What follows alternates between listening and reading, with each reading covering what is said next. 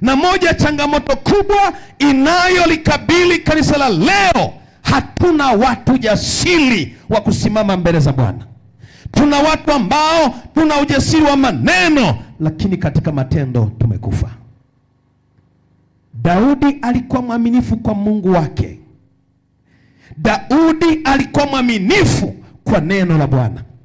Hata leo, kanisa la leo, Mungu anatafuta wanaume na wanawake, neno la Bwana lilipo ndipo watakaposimama, watakaosema kweli, watakaofanya kazi katika kweli, katika imani, walio hai katika imani na matendo.